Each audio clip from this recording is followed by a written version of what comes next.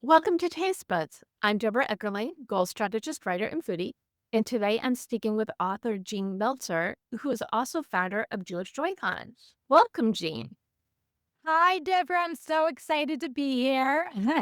I am excited to have you here. What is Jewish JoyCon and what led you to create it? Sure. So, simplest explanation, it's a groundbreaking 3-day event celebrating the best in Jewish pop culture, storytelling, and creativity. And it's scheduled for March 13th to 15th in Fort Lauderdale, Florida. And what inspired me to create the event, it's a very long story. But the bottom line is, this is a time right now where we need joy, especially Jewish joy. And the Jewish people have done so much creatively. There's so much art out there. And I just thought, let's get together and throw, Comic Con meets Jewish summer camp. Let's get together and celebrate all the best of being Jewish. And this is just to make you feel good, to feel pride, to spend 3 days in a place where you can find and come home. And that's anything you want to find at Jewish Joy to give you joy, we're going to try to have it there. Amazing, because I feel like this show it's Jewish Joy in a podcast. I love being counter programming, which is exactly what you're creating.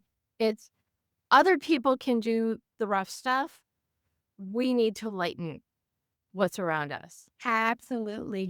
I am a romance author by trade, and romance authors only have one rule in their books, which is your story must have a happy ending.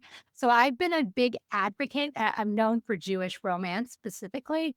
And the idea that, we are a lot of Jewish stories focus on trauma, but our what I do is I try to focus Jewish stories on joy. And so everything I've done since my books, including like the Jewish Joy Book Club, the Jewish Joy Vibes, and now Jewish Joy Con, it's just a continuation of that belief, which is that, we need a little bit of both. And Judaism has a ton of joy in it, and we just gotta find ways to celebrate it. I don't know if you know this, but baking and romance go hand in hand. So, like, that's a big trope seller in romance. So, if you're ever thinking about writing a baking book, a baking Jewish baking romance, there is definitely an audience for it. Interesting. Now, I am, goal strategist, author of books on goals, but I Yeah, always have a creative project and the fiction, which I don't know what it will be, but it yeah. is food related. There you Of go. course it is. Mm, But we always need to have those little projects, the things that make us happy, for because sure. that's what keeps us going For when sure. there's drama we have no control over. For sure. I am a big believer in that. Again, as someone, I've been chronically ill and since I was 18. And so holding on to my joy has been a major part of sort of getting out of my worst moments of health. And it's kind of a lesson I had to learn. And now it's a message I sort of take with me into the world. And I love that people are coming around to our Jewish joy movement. I love that people are beginning to say, yes, I need this thing that fills me up, not just food, but joy and food, and it's all interrelated. And I kind of feel like you answered this, but I'm going to ask in a direct way. What is your definition of Jewish joy? Well, it's such a great question. And for me, it's very simple. I believe that Jewish joy is for all Jews, but that Jewish joy is a particular thing to each person. So for me, I love wrapping my hair as a married woman on Fridays before Shabbos. That gives me Jewish joy. I love making Shabbat dinners. That gives me Jewish joy. I love writing Jewish books and planning Jewish JoyCon. That gives me Jewish joy. And for someone else, it might be like you, Deborah, sharing your words on a podcast or talking about goals. It's the idea that we take a moment, all these beats in our life, to find the things that connect us spiritually to God. We don't have to know all the halakha, the Jewish law. We don't have to be the person who does everything right, right? Like it can be enough, in my group, our group, the Jewish Joy Book Club, we have women who connect to their Jewish joy by making a Hanukkah wreath. We have women who connect to their Jewish joy by uh, using a product that is from Israel. We have people who connect to their Jewish joy by reading a Jewish romance. And all of those are good. All of those are Kiddush Hashem, for the glory of God and the honor of God. Because I really believe that whenever you connect to your Judaism through joy, you are connecting to a bigger power. And there is nothing more joyful that connects us all than food. Oh, we're finally going there. Let's talk about all the yummies. I love to eat. So, yes. Yeah. Do you remember your earliest food memory? So it has to be my grandmother. My grandmother spoke Yiddish. Yeah, both my parents worked. Both my parents were doctors. So really, my grandparents were the one when I came home from school. But when it was the holidays, what I remember is fruit kugel. What I remember is my grandmother would make buckets buckets of kashavanikas and like so many that they would be in she would put them in empty like spaghetti jars and then hand them out to like dentists and teachers and all these things. I remember her making liver and onions in the kitchen. So I just have this beautiful memory of the way my grandmother would always cook, and it would be these very traditional Jewish foods, and there were so much love in the meals uh that she made. I love that. So, and that must have influenced everything, right? Yeah, I mean, it's interesting because when you think about food throughout your life, I was actually thinking about this morning. Food can you can see like the points of your life. It kind of travels with you like a history. It doesn't just sit sort of on its own. So for me, like the truth is, I haven't made a fruit kugel in a long time because I don't really eat. I have chronic illness now, and a lot of the things I can't eat anymore without flaring.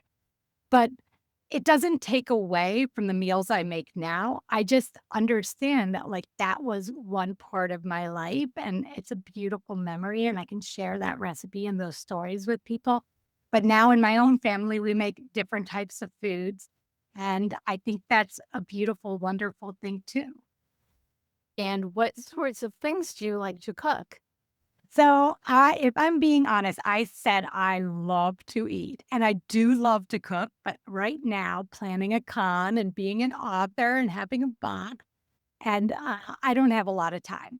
So, I like to say, though, that I am the queen of easy gourmet. And what that means is I am so good. Like, you have no idea, Deborah, I am a queen at this. I can make all these recipes that seem and look really fancy, but take like 15 minutes. And I have a whole repertoire, and I always pull it out when I'm visiting family or they're coming to visit us, and especially for the holidays. So one of my favorite recipes I make that's really easy, that is a showstopper, is a lamb kofta. And what I love about this is it's delicious. Like there's never a bit left. It's super healthy. It's gluten free. There's nothing in it that's unnatural. So no matter what diet you're on, you can for health reasons, whatever, you can eat it. And it takes like literally 10 to 15 minutes to make, 20 minutes, 30 minutes to cook, and you are good to go and people will scarf it down. If you go to jewishjournal.com/podcast, you will be able to read the Sure. article and get the recipe. I kind of want to hear a little bit more about what you do for shortcuts to make things fancy in a short amount of time. Sure. It's just recipes that I think are easier. So for example, like these lamb koftas, it's like you just rip off the head of cilantro, you throw it in there, it's foolproof. You give a little onion, a little garlic, a little paprika, a little cumin. And even if your measurements are off a little, it's so perfect, it doesn't matter. Same things with like, I make a black bean salmon, very simple. I just sort of like use a black bean sauce with extra ginger, throw some scallions on the top and like bake it. It's delicious. It's actually my mom's recipe. Same thing you can do with like the rack of lamb. I make a Thai chili salmon, super easy, same sort of thing. You can see I like a lot of flavor in my food. And then there's just like you can't go wrong. I guess I'm a naturalist now that I eat, but I really love like I love like fresh ingredients. So, like chicken on the bone with like wine and rosemary. I mean, for me, like fresh herbs make the difference with everything, but it's all about like presentation and how you do it, or crushed, not crushed, smashed za'atar potatoes. Again, it's like taking something and just making it a little fancier. What is it? It's really just smashed potatoes that I just nuked in the microwave and then bake, but I dump za'atar on it, and it's like a hit. Everyone's like, "How do you make this?" And I'm like, I guess just took me all day slaving in the kitchen."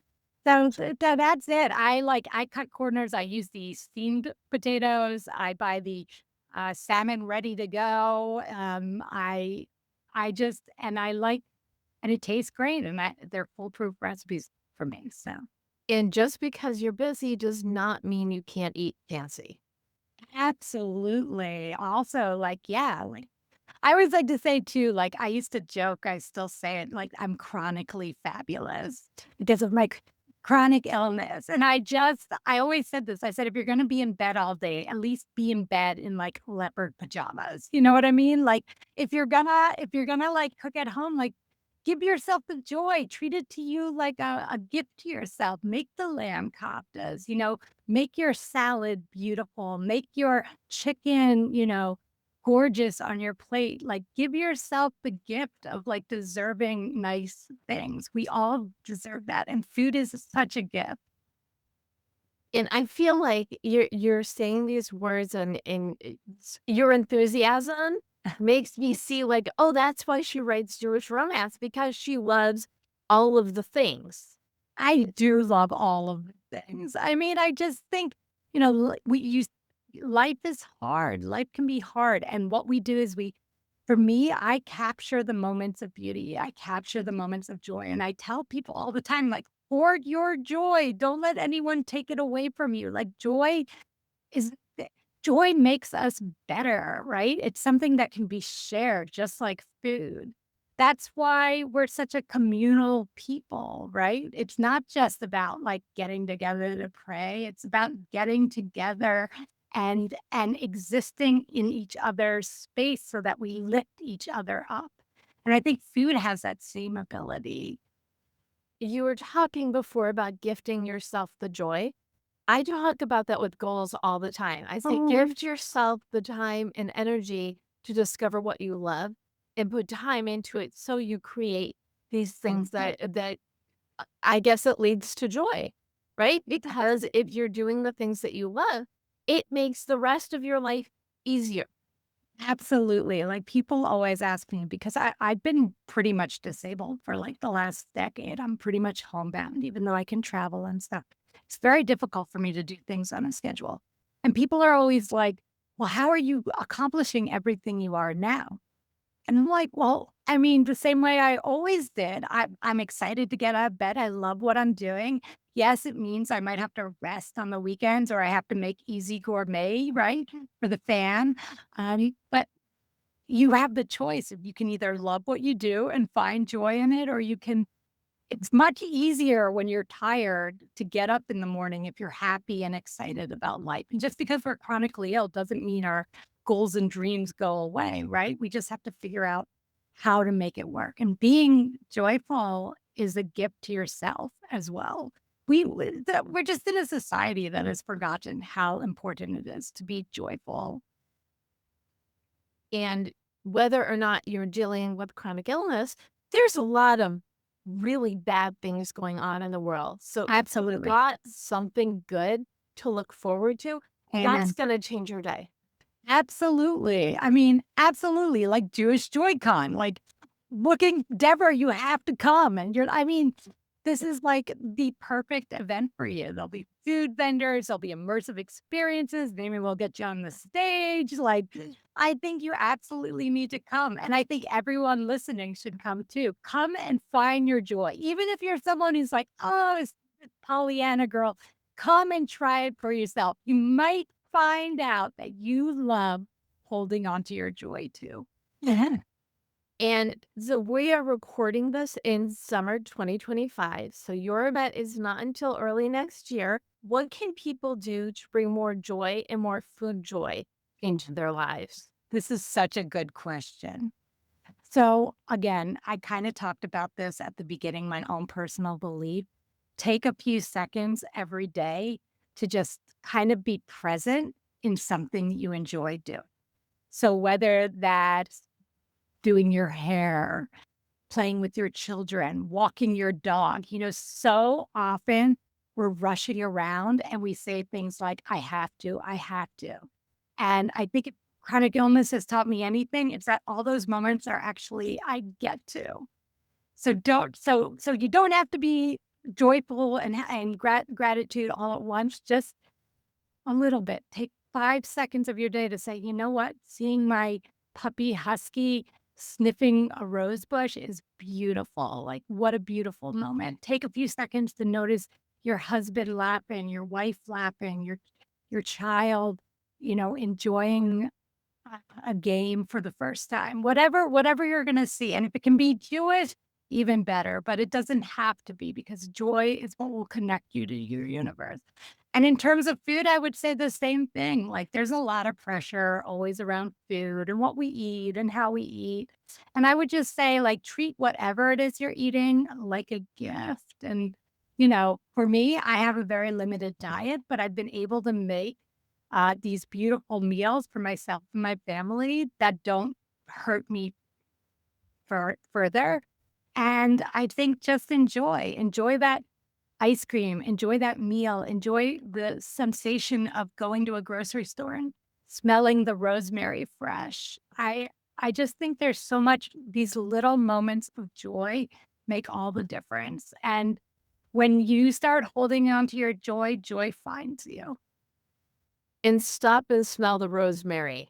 That's Oh my gosh, I need that on a shirt. That is brilliant. Oh my goodness. You're the one who sent. Stop it. Sometimes it's very Mary. I love Oh my gosh. Deborah, that needs to be a shirt. I Needs to think be you got shirt. your Huh. got your new shirts for Jewish Joy I Con. Stop and do. smell the rosemary. I mean, honestly, yeah, it's true though, isn't it? I mean, go to the farmer's market, like talk to the vendors. I mean, talk to people in the line. I love doing that. Oh, of Yeah, course. yeah, they think I'm weird, but everybody's happy at the end of the day. Stop and smell the rosemary. I really believe that because and everything that you're saying is everything I believe in, and I'm like going in my head, how did it take us this long to meet? But yes, in your mind, put down on the phone and have a conversation.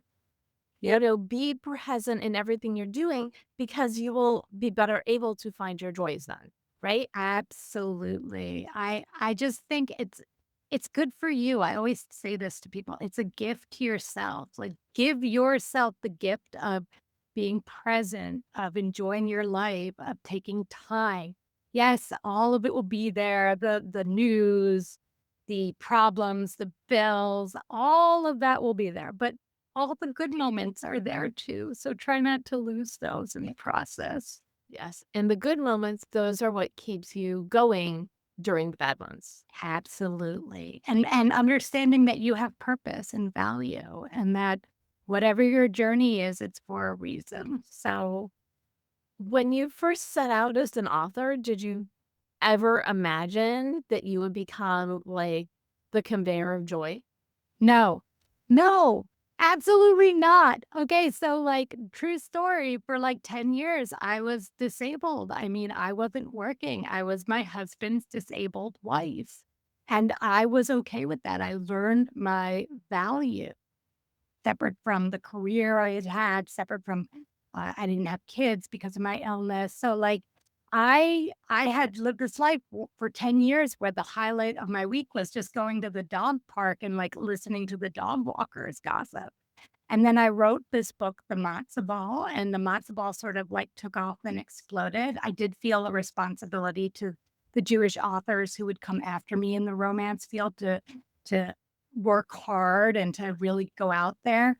But no, did I think that it would ever lead to like a book club and a box and a con? No, but I feel very much that I follow the path where it leads, and I have a lot of faith in God and I just try to do my best every day, and the rest I leave up to God.